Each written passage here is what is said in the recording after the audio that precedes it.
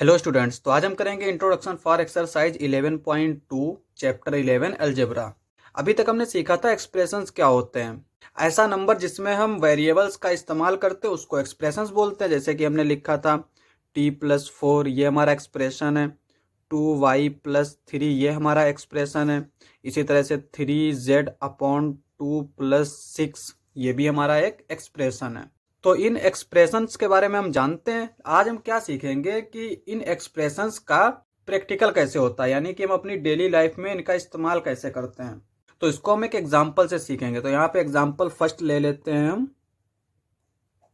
तो यहाँ पे हमने एग्जांपल लिया, I have 4 more marbles than Rahul, यानी मेरे पास राहुल से 4 ज्यादा कंचे हैं। तो अब हमें इसका एक्सप्रेशन लिखना है। तो कैसे लिखेंगे, यहाँ पे देखो, इसको अगर हम गौर से पढ़ें तो यहाँ पे क्या बोल रहा है, आई हैव 4 मोर, यानी मेरे पास 4 ज्यादा है। अगर राहुल के पास एक मार्बल है तो मेरे पास कितने होंगे, 4 ज्यादा होंगे, यानी कि 5 होंगे। और इसी तरह से अगर राहुल के पास 2 हैं तो हमारे पास कितने होंगे, 6, क्योंकि 4 ज्यादा हैं। इसी तरह से अगर राहुल के पास 3 है तो मेरे पास कितने होंगे, 3+4, जो कि आएगा 7। तो अगर हम, चूंकि यहाँ पे राहुल का तो दे नहीं रखा है कि उसके पास कितने मार्बल्स हैं, तो हम क्या करेंगे, यहाँ पे मान लेंगे कि let Rahul's marble be x. हम मान लेते हैं कि राहुल के पास एक्स मार्बल हैं।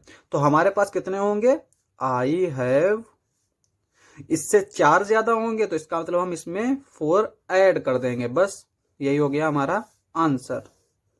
अब हम एज वाले एग्जाम्पल देख लेते हैं। तो यहाँ पे दूसरा एग्जाम्पल हमारा रहेगा। तो यहाँ पे एग्जाम्पल सेकंड क्या है, Payal is 6 year younger than Ajay. Payal जो है वो 6 साल छोटी है अजय से। यंगर के माने होता है छोटा, ठीक है। ओल्डर के माने होता है बड़ा। तो यहाँ पे यंगर है तो इसीलिए ये 6 साल छोटी है। अब यहाँ पे हमको कैसे देखना होता है कि यहाँ पे देखो, अजय के लिए तो हमें कुछ नहीं दे रखा है, क्योंकि यहाँ पे सिर्फ बोल रखा है कि अजय से ये 6 साल छोटी है। तो पायल के लिए तो हमें दे रखा है कि ये 6 साल तो छोटी है। तो हम क्या करेंगे, इसकी एज को वेरिएबल लेट करेंगे। जिसके लिए कुछ भी नहीं दे रखा होगा हम उसी के लिए लेट करते हैं। जैसे यहाँ पे राहुल के लिए कुछ नहीं दे रखा था कि इसके पास कितने कंचे हैं, तो इसलिए हमने यहाँ पे इसको एक्स लेट किया था। तो अब हम इसको लेट करेंगे वेरिएबल में। तो हम मान लेते हैं यहाँ पे let Ajay's age is equals to Y years. यहाँ पे कोई भी वेरिएबल हम ले सकते हैं। तो यहाँ पे क्या लिखेंगे, now Payal's age is equals to, इससे 6 साल छोटी है, इसका मतलब इसमें से 6 घटा दें, y-6 हो जाएगा ईयर्स। यानी अजय की एज अगर यहाँ पे 10 ईयर है तो पायल की एज क्या हो जाएगी, 10-6 यानी कि 4 ईयर। इसी तरह से अगर अजय की एज 20 ईयर्स है तो पायल की कितनी हो जाएगी, 20-6 यानी कि 14। तो यहाँ पे हम y की वैल्यू रखते जाएंगे और हमें आंसर मिलता जाएगा। नेक्स्ट एग्जाम्पल देख लेते हैं। तो यहाँ पे नेक्स्ट एग्जाम्पल क्या है कि Raman is twice as old as Aman, यानी जितनी अमन की एज है उसकी दुगनी एज जो है वो रमन की है। यहाँ पे ट्वाइस लिखा है, ट्वाइस का मतलब होता है दुगना। थ्राइस लिखा होता है तो 3 गुना। और कभी कभी इस ट्वाइस की जगह पर लिख देते हैं 2 टाइम्स। 2 टाइम्स होता है यानी कि 2 गुना, 3 टाइम्स 3 गुना, 4 टाइम्स 4 गुना। अब यहाँ पे देखो, रमन के लिए तो हमें दे रखा है कि इसकी एज ट्वाइस है अमन से, लेकिन अमन के लिए यहाँ पे कुछ नहीं दे रखा है। तो हम क्या करेंगे, यहाँ पे वेरिएबल अमन को लेंगे। तो यहाँ पे लिख लेते हैं solution, let Aman's age is equals to x. तो यहाँ पे रमन की एज क्या हो जाएगी, Raman's age is equals to 2x, क्योंकि 2 ट्वाइस है यानी कि इसमें हम 2 से मल्टीप्लाई कर देंगे। इस तरह से समझ लेते हैं कि अगर अमन की एज 10 ईयर है तो रमन की एज कितनी होगी, 2 × 10 यानी कि 20। और अगर अमन की एज 5 ईयर है तो रमन की हो जाएगी 2 × 5 यानी कि 10। अब आते हैं हम नेक्स्ट एग्जाम्पल पे। तो यहाँ पे हमारा नेक्स्ट एग्जाम्पल है, Raju's father's age is 2 years more than 3 times Raju's age, यानी कि राजू के फादर की जो एज है वो कितनी है, राजू की जो एज होगी उसकी 3 टाइम्स करेंगे और फिर उसमें 2 को ऐड करेंगे। तो यहाँ पे देख सकते हैं कि राजू के एज के बारे में तो कुछ नहीं बोल रखा है, उसके फादर की एज के लिए दे रखा है कि वो 3 टाइम्स और 2 ईयर होगी। यहाँ पे ऐसे समझते हैं, जैसे अगर राजू की एज हम मान लेते हैं 10 ईयर है, तो इसके फादर की एज क्या होगी, इसको पढ़ते हैं 2 years more than 3 times Raju's age. तो राजू की एज 10 ईयर है, तो इसका पहले हम 3 टाइम करेंगे, 3 टाइम्स राजूज एज और 2 मोर, तो यहाँ पे 2 ऐड करेंगे, तो ये आ जाएगा 30 + 2 यानी कि 32। अब इसको हम एक्सप्रेशंस में लिख लेते हैं। तो यहाँ पे हम चूंकि राजूज की एज की कुछ नहीं दे रखा है, तो यहाँ पे लिखेंगे Raju's age is equals to x. यहाँ पे लेट कर लेते हैं, let Raju's age is equals to x. तो यहाँ पे इसके फादर की एज क्या हो जाएगी, father's age is equals to 3 into Raju's age +2 यानी 3x + 2। ये हमारा आंसर हो जाएगा। अब आते हैं हम नेक्स्ट एग्जाम्पल पे। तो नेक्स्ट एग्जाम्पल क्या है कि पलक्स एज आफ्टर 5 ईयर्स, यानी 5 साल के बाद पलक की एज क्या होगी। अब जैसे हम मान लेते हैं कि पलक की एज इस वक्त जो है वो 10 ईयर है, तो 5 साल के बाद कितनी हो जाएगी, 10 में हम 5 को ऐड कर देंगे यानी कि 15 ईयर्स की, क्योंकि 5 साल के बाद वो 5 साल बड़ी हो जाएगी। तो यहाँ पे हम लिखेंगे present age is equals to x, क्योंकि प्रेजेंट एज के बारे में कुछ नहीं दे रखा है तो हमने उसको एक्स मान लिया।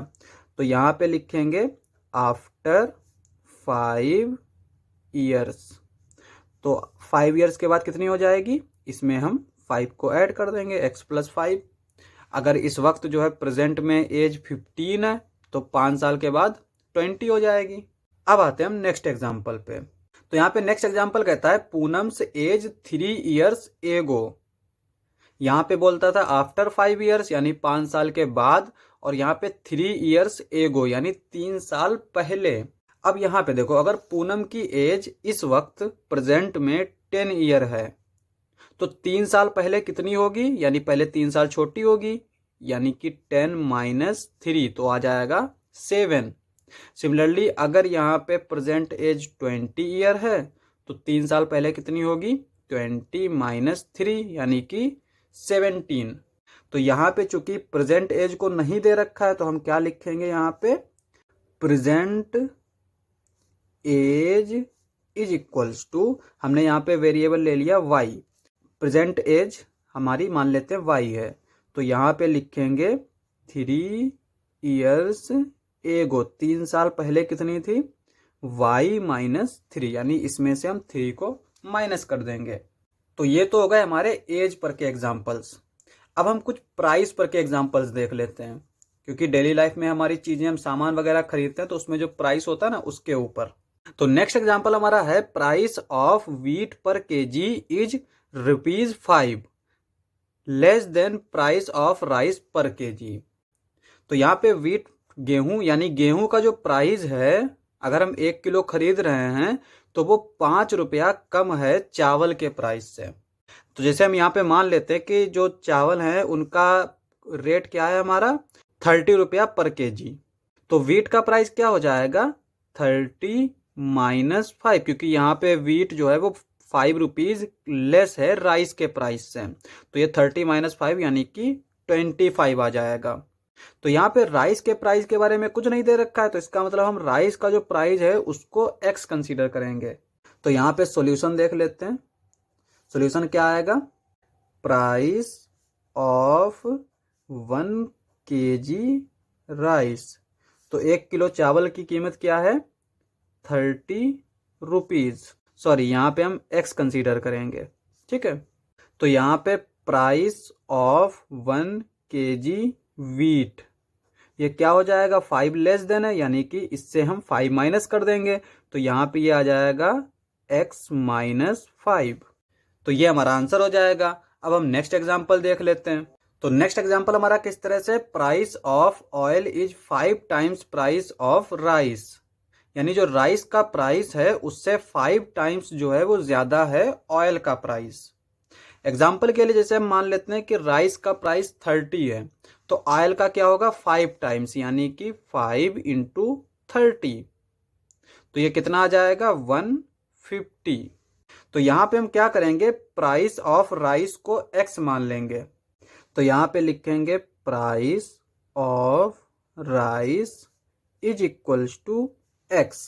अब प्राइस ऑफ ऑयल क्या हो जाएगा, यहाँ पे लिखेंगे price of oil is equals to 5 times of rice. Rice का प्राइस हमने x माना है, तो ये हो जाएगा 5 इंटू एक्स, जिसको हम 5x लिखते हैं।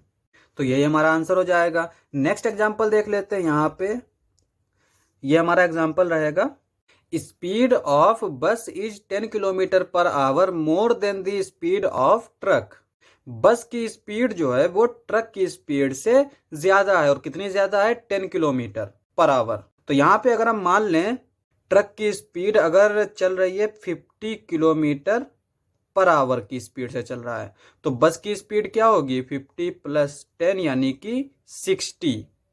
इसी तरह से अगर ट्रक की स्पीड जो है वो 70 है, 70 किलोमीटर पर आवर, तो बस की स्पीड क्या होगा 70 प्लस 10 इज इक्वल्स टू 80।